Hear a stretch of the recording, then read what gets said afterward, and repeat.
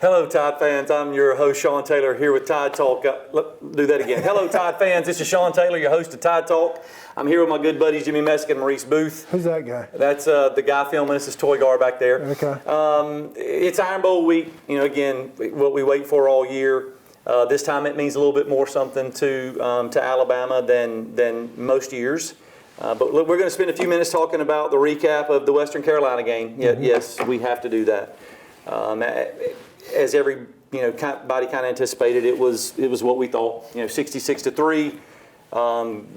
The starters were out by the first series in the third quarter. Good tune-up for Mac Jones, although in my opinion, I really didn't think he needed that because that was what Arkansas was for, and as we've discussed on the show numerous times, I think he's very well prepared. Maurice, you had mentioned before, as the backup, you get to sit and watch. Right. You get to, see what the number one guys are doing, and then you play against, some really. Yes, you did. I did. Very talented guys on the other side. So, it was a good tune-up. I think we got to see more of Najee Harris, which we've been seeing a lot of lately. He did not disappoint. But again, a lot of guys that I had not seen on the defensive front got some playing time. And I'll be honest, I know it was Western Carolina, but I was really impressed. Well, Nick did say, we're close, that there would be a lot of defensive linemen that had to play out of necessity. 58. Barrymore. He's coming on. I've said before, Jimmy, as a matter of fact, I'm going to give you credit. You said early on that you really liked 58, and we didn't really know his name back then. But I'm going to tell you, I like his motor. Yes. He has a different motor about him. And even when we've seen him play against Tennessee, LSU, He's coming on. Yeah, and man, he was in the backfield early and often, and I'm interested to see how he progresses. I made the statement to you guys in the text message when this guy's going to end up being a pretty big deal, in my opinion. He has that engine. He kind of reminds me of a Dalvin Tomlinson, Damian Square type of guy. He's got a motor that just doesn't stop. Even Saban said last week he wasn't highly recruited. He was pretty raw. He just needed to learn some things on how to do things the right way. And he said he's coming along nicely. And I think we're seeing the results of a lot of that. And there's another kid, and I don't know his name, but I remember the number 92. Man, he was in the backfield early and often, and I wished I could recall his name. But let's keep in mind, it was Western Carolina. Again, I know it was Western Carolina, but the thing that I was recognizing was just the fact that, yes, they were a little bit bigger. Our guys were a little bit bigger, but it was some of the technique that I was watching. I'm not a defensive lineman specialist, but I know a little bit about the technique and the things that they were doing. And then the fact that, man, there was a couple of plays where Barrymore was on the ground and he'd get up and chase the play down. Just the effort that they were giving and making, taking advantage of the opportunity that they had. And that was what, I was really impressed with. Yeah, well, the biggest thing is, again, what we saw was we knew we were going to be overpowering and we knew we were going to beat them fairly handily. But, the guys didn't take any plays off. It didn't look like. Like I said, that motor was running as if it wasn't LSU. Right. It was a whoever, minus, it being Western Carolina. So I think that's a really good point. And listen, I think the defense is having to play with a little bit of an attitude. They've been ridiculed. They've been called out. They've been, and rightfully so. Rightfully so. But I think that they're trying to turn the corner and make a statement. And yes, it was Western Carolina, but that is how we were supposed to beat Western Carolina. And we did. You go back to, was it last year, the Citadel? Yeah. Or 2 years, last year or 2 years ago when we're tied at halftime with the Citadel. Right. There was not going to be any of that this year. By all accounts, Western Carolina is not a good team even at their level.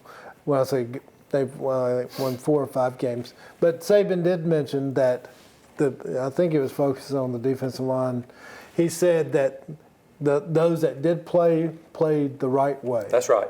So I was happy to hear that. It's go in there with a purpose to get better, to play the way that you're supposed to play. Not that this is some reward, I get to lollygag or do whatever. They all played their position extremely sound, good technique. I thought the coverage was great as well. Yeah. So, And not to mention, no injuries. Right. Came out of, Barrymore did go out, but he's fine. yeah, he got nicked up a little bit toward the end, and he did come off, Yeah. but he was fine. He was riding a bike. And that was one of the things, Harris and Lee started at the linebacker spots and played. I mean, I've noticed Harris playing a little more downhill, playing a little more downhill. Finally saw Markel Benton back out on the field, which, after LSU, he took a hiatus, didn't see him at all. Ben Davis getting a few more reps, and that's just got to be good for him. Just to finally, this 5-star, recruit. So he can finally earn a letter? Yeah, finally out there. I'm sorry, that wasn't nice. But he did play some linebacker. After watching that game, as well as we played, I still think the linebacker was the weakest position on defense. I agree. I was going to make that statement. There was a little bit better reaction time. This is a different story this week. Sure it is. So and we'll get an opportunity to get into that. Just really quick, the offense with respect to Western Carolina, we didn't skip a beat. I think Mac Jones' numbers was 10 of 12 for 275, 3 touchdowns. I disagree with you on when we text during the game. It's not like high school mean girls, but we talk, and I disagree on the first deep pass. I thought he underthrew him by a yard or so. It allowed the DB to interfere with him. Oh, yeah. If You're he right. leads him by a yard, yeah. he can't interfere with him. He catches it. Yeah, I mean, listen, I respect your opinion. I thought that the ball was thrown pretty well. It's one of those balls where he gave him a chance. It should have been here. He gave him a chance. Right. And, it worked out for us because we got an interference call. But, Right. That was one of the only 2 incompletes that he had. It's what we've said over and over again. I'm going to say it again.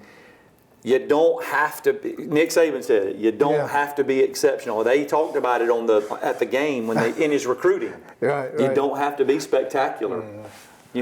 And listen, the first touchdown, he throws a little bubble pass to Devontae Smith, and he just outruns everybody. He outruns folks to the sideline. They stop him. He circles back. Right. And then outruns everybody to the end zone. And then, of course, Waddles was ridiculous. We've seen that once or twice this year, haven't we? Yeah. He throws the ball to Waddle. Waddle comes inside, back outside to the sideline, and then it was just a foot race. And the Western Carolina coach said, afterwards, he was like, look, we were a little concerned. We felt like we had some things to, that we could do. We were a little concerned about the speed of the wide receivers against our DBs, and it was obvious. It looked like Waddle kicked it in another gear, and he just left people. You trying to chase me down. Yeah, that's what I was thinking. I mean, it kind of reminded me of that. It's kind of like what Lou Holtz always said, there's no substitute for speed. That's exactly right. And with those two cats, get it.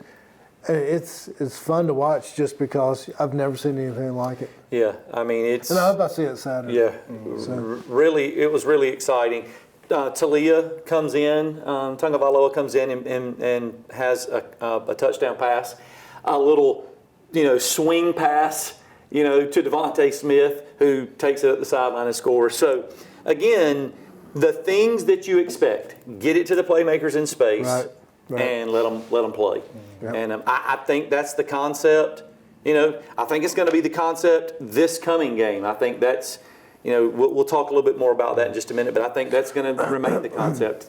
Take what the defense gives you, and don't try to do more than you should. So let's take a quick break on behalf of Bob English and State Farm, and we'll be right back with Tide Talk. Hey, Bob. Hey, Bob. Hey, Bob.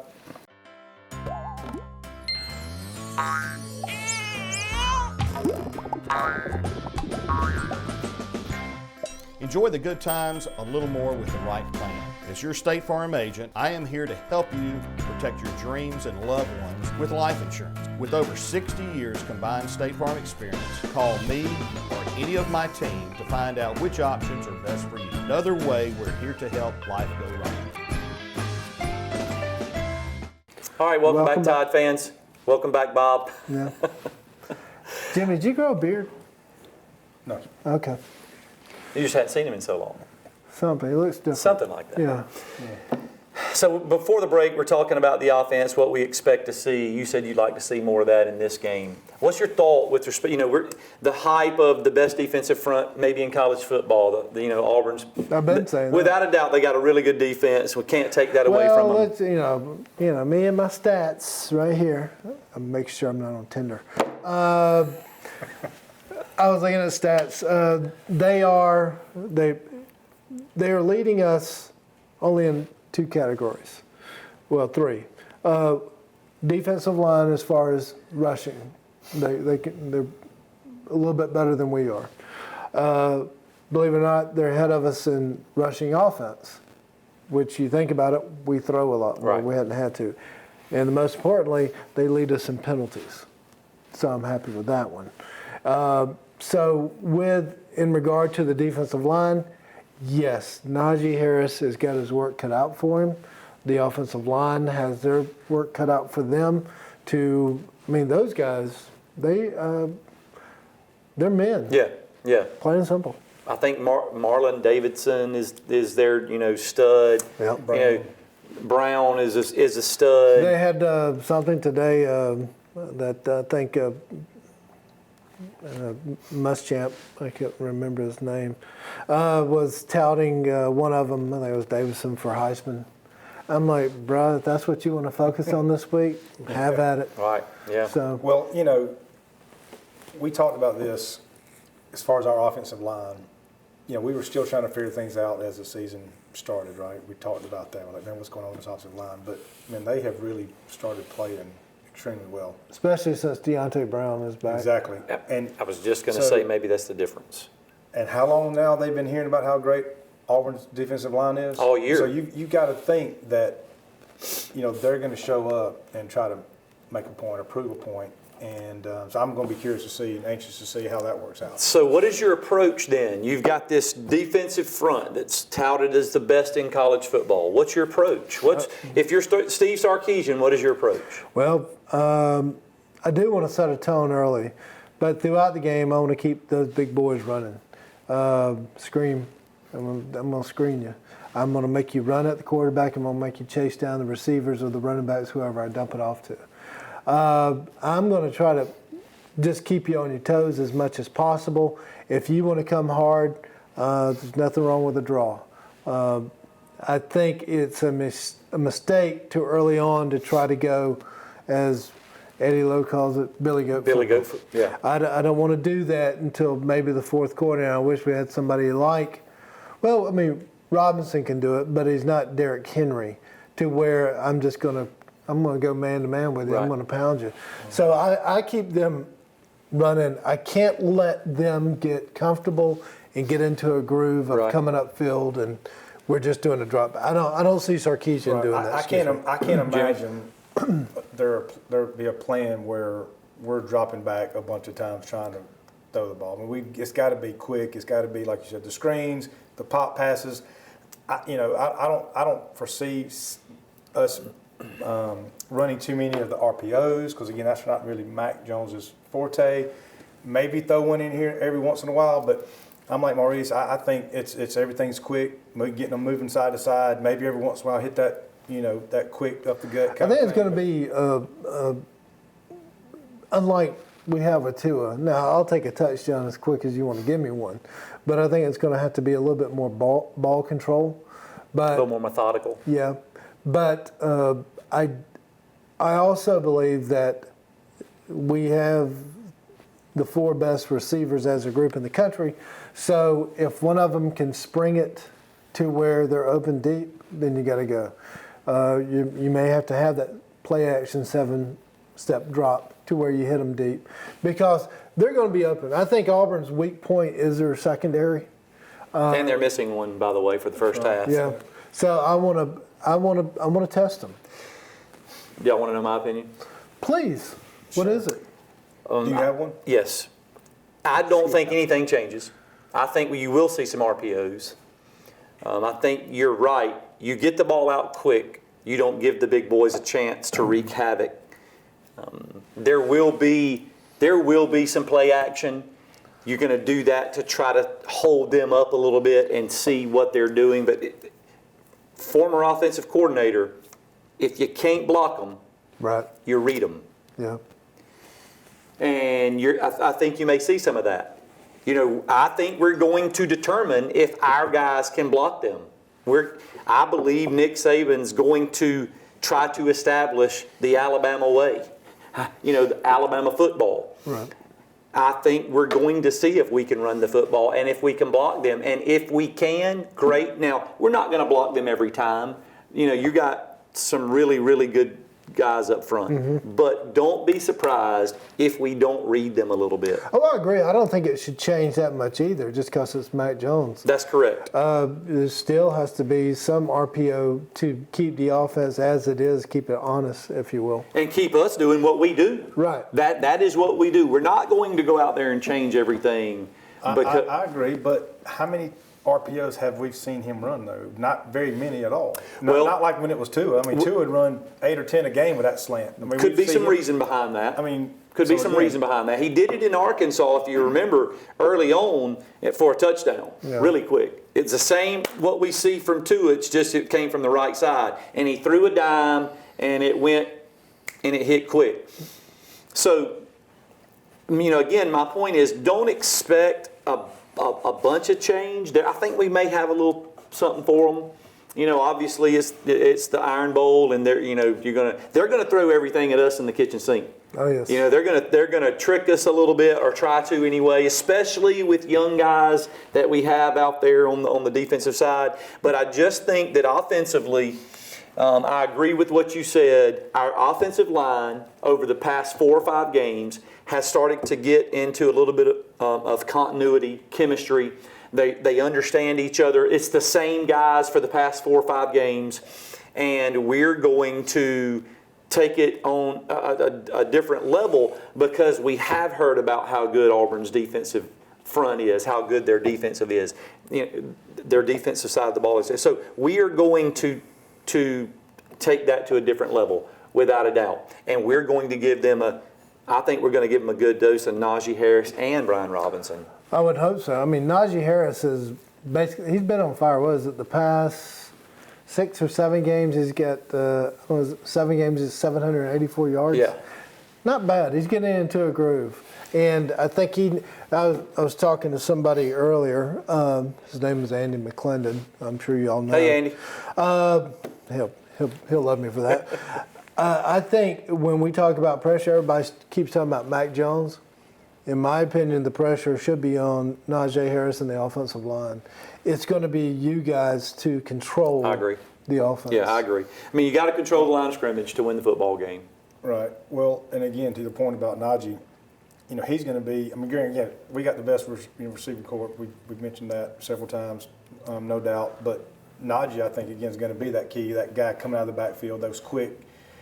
And there's your other receiver. Right. You have 3 or 4 in there, and he comes out of the backfield.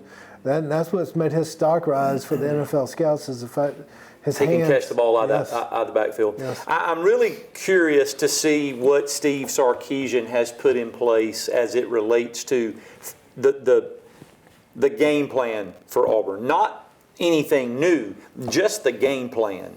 Just the things that we know that we should be able to Schematically. exploit. Right. Yeah, schematically, what are we going to do? And so, man, I'm going to tell you, it's definitely going to be, it's definitely going to be, for us offensively, a great opportunity to show, because everybody's talking about it. Can we do anything without Tua against a good, Arkansas, Mac Jones, showed out. Right. Western Carolina, can we do anything? And which is going to take us right into the next part of the conversation. Which is? Should we beat Auburn Tua-less? Does that not give us some momentum to get into the playoffs? I don't know. I'm stuck on the word Tua-less. Yeah, we're gonna talk about that. We'll take a short break on behalf of Bomb English and State Farm, but hold your seats, Tide fans. We'll be right back with Tide Talk. So, Bob, Tuilus. Tuilus. In life, some things just go together, like a burger and fries, and home and auto insurance from State Farm. So make it a combo. Combining your home and auto insurance could save you time and money. And who doesn't like that? Just call me, Bob English, or any of my experienced hometown team and find out how you could start saving today. It's just another way.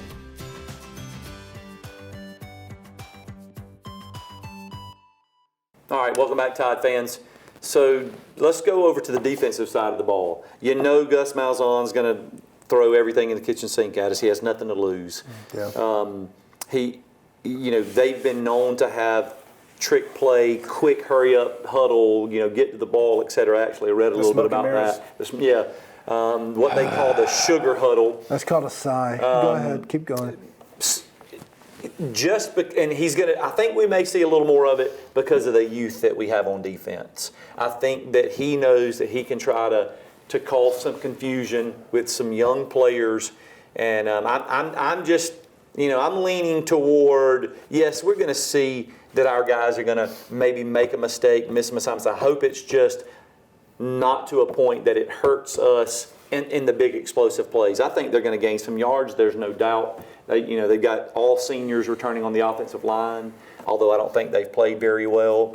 I'm really hoping that our defense goes in there with the attitude that they've had over the past few games because they feel like they've been exploited. What's your take? What's your thoughts? Well, absolutely. Coach Gus will be doing whatever he can to try to confuse our youth. That's a given. I mean, of course, he'll do that regardless. And try not to confuse his own team or their fans. But anyway. I mean, the only thing that really concerns me is, again, that whole hurry up, get to the line of scrimmage, go stuff, and just, again, us trying to get people in place, again, looking over here for a call, and all of a sudden the ball's being snapped. I mean, how many times has that happened, with us playing them anyway over the last few years? So, and given the fact that we have so much youth, so that is a concern because it's going to happen. You can count on it. So again, you're right. What are we going to do to keep from making too many of those missed assignments or those mistakes? Maurice? Where do I begin? First of all, to Gus Malzahn, the ball can't be snapped until the referee puts the ball in place, so quit yelling hurry up from the sideline. It's ridiculous. Second of all, quit telling the referees to look at the Jumbotron because they can't on questionable calls. Anyway. But about the game. About the game. Yeah. He's already done everything. And first of all, if Nick is not used to this sugar huddle and all that stuff, I've been watching Auburn a little bit this year. Anytime that they run that sugar huddle, it backfires. It doesn't. I haven't seen it do anything. Now, when he gets into a rhythm of calling the plays, yeah, Right. I get it. But that hurry up stuff. Now, what I have a problem with, and I've mentioned before, and I lay it at the feet of the defensive coordinator, if they do all the switching, or as far as people coming in and coming out, we still have that right to substitute as well. But if there's confusion, it's on the defensive coordinator. I didn't see Georgia or Kirby Smart having any problems with it. So there shouldn't be any of this. What? Right. What? Yeah, they're running a bunch formation to one side. You should know how to adjust to this. Right. There shouldn't be two people running down the field wide open. You should be used to this. So there shouldn't be any of that confusion. Outside of that, Auburn's ranked 56 in the country offensively. They are not that good. Whitlow from Lynette is the best running back they got. He's all right. Bo Nix is inconsistent. And everybody talks about Mac Jones being rattled. Well, Bo, this is your first Iron Bowl too, brother. Yeah. So step up and let's see what you got. Which leads into my part of that. I firmly believe we're going to press them on the edges. Our DBs Yes. are very, very good. I'll go man with you. And we're gonna press them on the edges, and we're going to apply as much pressure to Bo Nix as we can apply to him. Well, the problem doing that, though, is losing that containment with him because he is athletic. I mean, he's not a very He can passer. run. Yeah, but I So, think that you know. I think that we've been exposed to enough. I promise you, he can't run better than Plumlee at Ole Miss, No, that's true. without a doubt. And granted, that kid had some success, but I think we learned from that. And you know, we're 12 games in, so you know we learned from Well, I that. also don't think Gus wants him running past the line of scrimmage too much. 'Cause he has- Who's your backup? That's right. Yeah. And so I think that we're going to press on the edges. I think you're going to see a lot of man-to-man. I think we're going to force him to throw the football. Please. I think we're going to force him to throw the football. I think we're going to get as much pressure on him with some different looks as possible. And you made a very good point that I was going to make. It's his first Iron Bowl as well. Right. So, you know, granted, he's been the starter for them all year, but it's his first Iron Bowl. So it's going to be interesting He's a for him. freshman. Make him look like a freshman. Yeah, and I think that, as you said, Maurice, I mean, Nick has, if we don't look prepared, it is our fault. Yes. It is the Pete Golding and Nick Saban. It's their fault. I mean, because Florida, Georgia, LSU have laid the blueprint on how to stop them. Yeah. You know, so yeah. Their only problems was they didn't score more, and that's credit to Auburn's defense. But those teams didn't score more when they should have. They had a couple of opportunities they let go, and it could have been a bigger blowout. Credit to Auburn's defense for keeping it close. But yes, they handled them. They managed the game. They didn't let any of this, lack of a better word, tomfoolery. I like it. Thank you. I like it. I don't know who Tom is, but this, like I said, this is not the first time, so it shouldn't be any. You know, and if they're not prepared as far as subs go, That's or right. formations, then brother, that's on us. Look, it's going to come down. Here's my, you know, I know that scheme makes a difference. I know that there's some packages that could create some issues, but man, at 12 games in, at the end of the day, in my opinion, again, this is just my opinion, do we have better athletes on the field on both sides of the ball than they have? And if you go position by position, I think we do. I think that we can score more points. Yes, even without Tua. If you let that team score more points than us, then, you know, let's make reservations for Orlando or Tampa. Yeah, because agreed. If that, you know, Agreed. because, and I'm not being ugly or disrespectful, but that team should not score more points than us, than our offense. That's correct. I'm 100% agreement. I think that we are going to be prepared enough from a schematic perspective, from a scheme perspective. I think that we're going to, can we go out there and execute that? Can our guys on offense and defense, both sides of the ball, can we go out there and execute better than Auburn?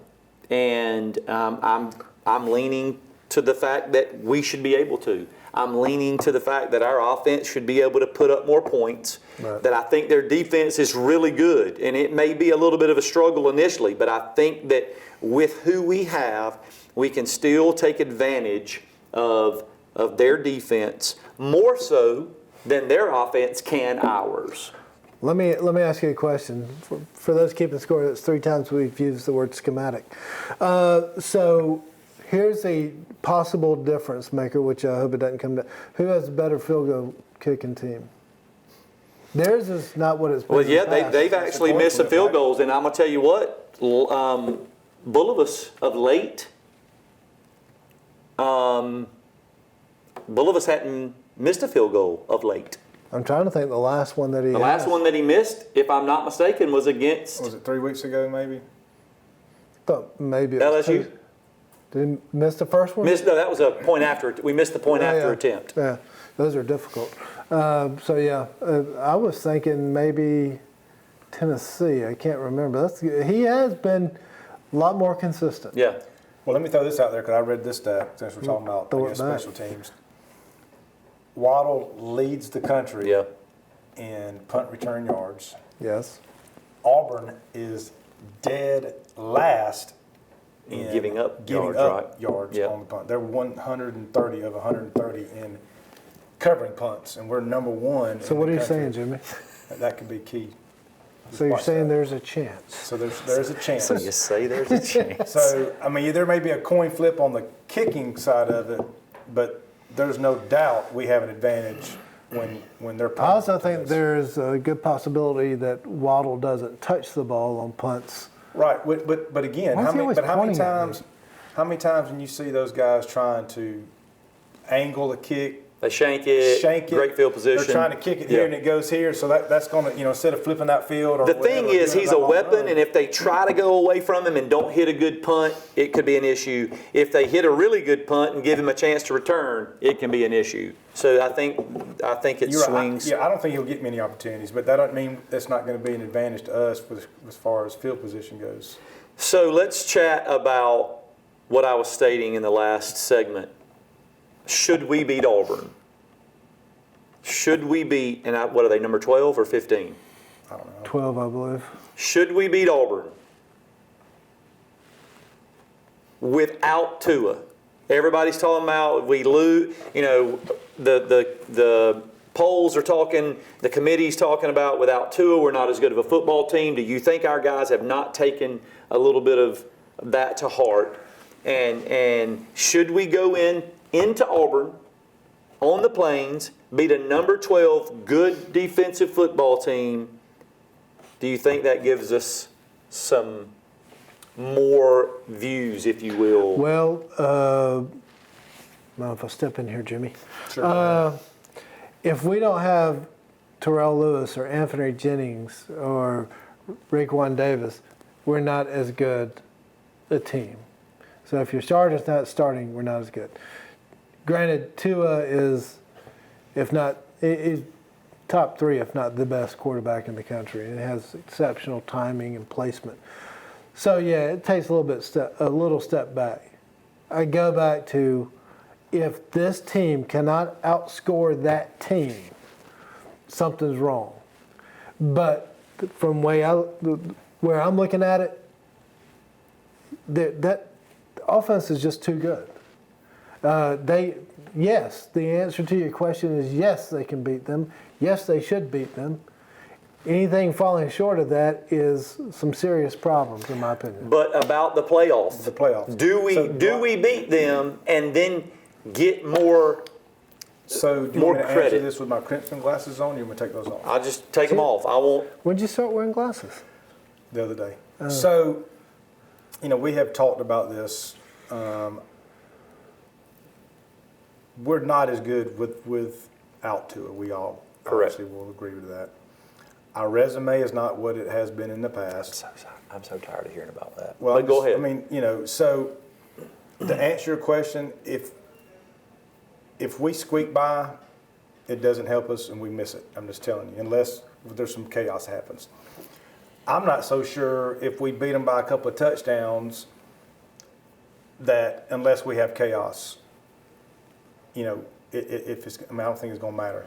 Well, first of all, Georgia's got to lose. So, Georgia's, I'm just saying, Georgia's got to lose. I still think Utah has to lose. I've been hearing all this chat about Utah.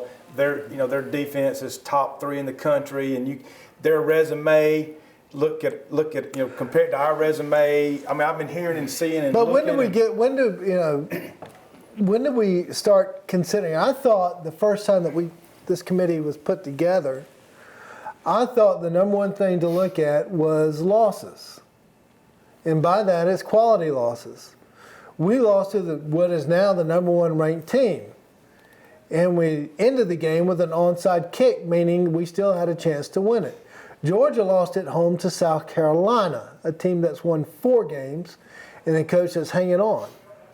Utah lost to USC, a 4-loss team that's getting their coach fired.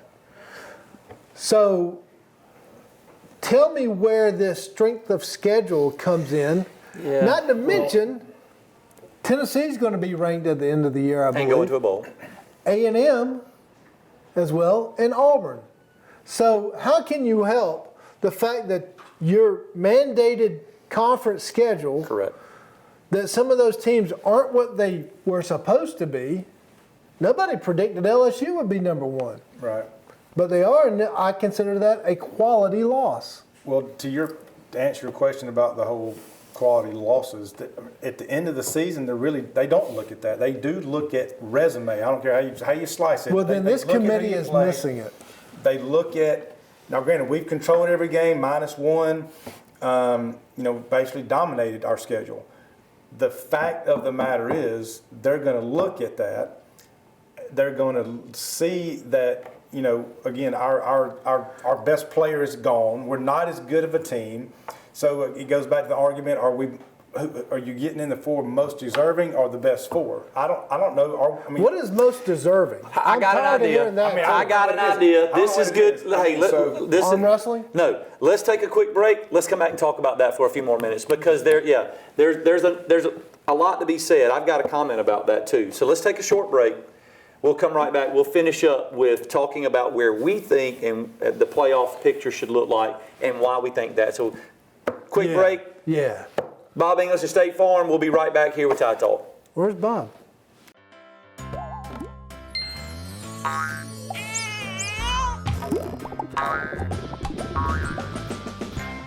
Enjoy the good times a little more with the right plan. As your State Farm agent, I am here to help you protect your dreams and loved ones with life insurance. With over 60 years combined State Farm experience, call me or any of my team to find out which options are best for you. Another way we're here to help life go right. Go ahead. All right, welcome back, Tide fans. Listen, Let Moneybags talk. He's got a lot on his mind. debate man, it's a hot topic and it has been for a while. And we, as Alabama fans, heck, we've never not been in the playoffs. Here's the thing for me. We cannot help our schedule. Nick Saban has tried to schedule teams, from what I understand. I don't know that for sure because I'm not in there when they're trying to make the schedules. But I can promise you this. I can promise you that 2 years ago, Utah wasn't wanting to play Alabama. Oregon wasn't wanting to play Alabama. Right. TCU's not wanting to, Oklahoma State's not wanting to play Alabama. And so we can't help what our schedule is. Our schedule is what it is. But let's go look. What is Utah's schedule? The Pac-12, the Big Ten, they're not very good. Well, again, that's where the debate comes in. I mean, their best win is against a 8-3, 8-4 Brigham Young team. Our best win right now is against a 7-5 Texas A&M team. I mean, you know what I'm saying? They have a worse loss, but they're still dominating teams. But that's my point. It's hard to. Yeah. But the fact that we don't have a signature win is going to end up hurting us in the long run, in my opinion. Will I agree with it? No, I won't agree with it. I'm just telling you, this committee this year is going to find a way, if possible. And then really quick, to leave us out. do you think that because they know what Alabama does if they do get in after they've had a loss, do you think that has an impact? No. Because Well, first of all, when I do this means it's my turn to talk. You need to wrap it up. Second of all, well, there's 2 points. I just got a text that Ohio State just took over #1 in the new releases. So LSU is no longer there. To answer your question, Utah, as far as you can't, like we said, can't help conference, you got to play conference. But they're out of conference is Northern Illinois, Idaho State. I didn't know they had a team. And I think that's it. Everybody else, because I think they play a 9 or 10 game schedule as far as in the conference. But that's pretty weak. Oh, and Brigham Young. So that is Utah's tough out-of-conference schedule. So spare me. And if they want to go head-to-head with the SEC West, gladly. Right. Again, I'm not trying to argue that theirs is better than ours. I'm just trying to look at what the committee's going to say. what the committee's doing. I think the committee since last year has screwed the pooch. Yeah, they missed Georgia last year. Big time. I mean, you can't tell me, and I am not a Georgia fan Right. by any stretch of the imagination. But you were trying to tell me last year that Notre Dame was better than Georgia? Awful. Dude, drug test for the committee right now. But again, if they missed on that Georgia team last year, what makes you think they're not going to miss on this Alabama team And I this think year what without Maurice is, Tua? yeah, and I don't think think what it's a Maurice If is, Tua was hurt, I mean, if Tua was healthy and playing, I think it's Correct. a no-brainer. I agree. I still think that's. I just that's think it's the a wild part of this, disservice fact that not to the Tua's other not there. players. Listen, I'm a Tua fan, but I think it's a disservice to the football team of Alabama that they lose to formerly the number one, now maybe the number two team by 5 and still have a chance, and played the worst half of football that we've played, and we lose by 5. I think it's a disservice to the rest of the football players that if we finish the year, if we beat Auburn, who, everybody talks about it's top 12 team, pretty good, really good defense, etc. Right. I think if we finish the year undefeated, Tua or not, how can you not consider them as a chance? So I get it. But this look, is Alabama show, and that's part of it, but that's So- just my take. Again, it's going to come down to, are we a better football team with Tua versus? Sure we are. And Sure we are. I'm afraid. We're a better football team with Dylan Moses at middle linebacker, but he ain't played all year. I know, but Right. I'm just telling you, I'm afraid as an Alabama fan. Yeah. This is going to be the year, unless there's some chaos, it's going to happen. I'm not going to agree with it. I'm not trying to argue their side. I'm just trying to bring up a point that we as Alabama fans should not be surprised if a Utah with one loss gets in over I us. think Oregon beats Utah in the Pac-12 championship game. Very possible, but as I said, the release just came out. Utah at 6, we're still at 5. So we're still somewhat in control. Yeah, we beat Auburn. Oregon beats Utah in the Pac-12, Oh, yeah, I mean, and we it- should I mean, we if should that we happens, should get in. it's Oh yeah, if that happens, 'Cause LSU it's- beats Georgia, it's a done deal. we should get I'm just in. saying, if we beat Auburn and Utah does Was beat Oregon. They'll pick don't them. be surprised if they jump us. I'm just telling you. And here's the thing, and listen, I don't disagree with you. That's why we're having this debate, because it's your opinion and my opinion. But here's what I think is going to happen. Let's say that happens. Utah is going to go play Ohio State And get killed. and get the brakes beat off of them. The same thing that happened to Notre Dame last year, the same thing that happened to Notre Dame in 2012 in the national championship game. And Clemson will destroy Georgia. And so, at some point in time, the committee's got to go to 6 or 8 teams. Yeah. And hey, and who knows? Just throw this out there. If they just moved Ohio State to number 1, maybe they're setting up that one Ohio State versus a 4 Alabama, so they don't see that LSU Alabama in the semis. Very possible. Maybe they're setting that up kind of subconsciously, And then what happens if Michigan pulls the upset this weekend? Right. Yeah, there are a lot of games to be played. It is irrelevant if we don't take care of business. right. It's Right. irrelevant. Right. This week, Iron Bowl, that's what this is all about. We control what we can control, and we got to beat Auburn. That's the bottom line. Yeah. Prediction before we go. I'm going to probably eat beef stew tonight. No. Prediction on the game. 37-17. Bama. I'm thinking it's going to be like a 27 to 10 Bama. You? 28-17, Bama. Do you think we only scored 28? 28-17. Okay. All right. So those are the predictions. Make sure you get those, Tide fans. We'll be here again next week. Will you be here next week? Yes. We'll have Maurice back. Will you be here next week? I should be. We'll recap the Iron Bowl. Will Bob be here? Does Bob see if we really can- exist? Where's Bob? I've Where is seen Bob? I've seen a sign of Bob. So we'll come back. We'll recap the Iron Bowl. And then we'll, of course, talk about what's next. Do we make it to the playoffs? Then What bowl do we have? We're at the Obviously, mercy of the SEC championship. correct. So we'll talk a little bit about that. So, Tide fans, join us right here next week on 7 and 207. If you have a question you want to ask us, call this number right here. We'd love to hear from you. If you got a comment about the show, we'd love to hear from you. If you want to talk about what hair products Maurice uses, give us Something a call. different today. And we will definitely answer those questions. But until next week, hold your seats, Tide fans. We'll be right back here next week with Tide Talk. Roll Tide. Roll Tide. Uh-huh. Uh-huh.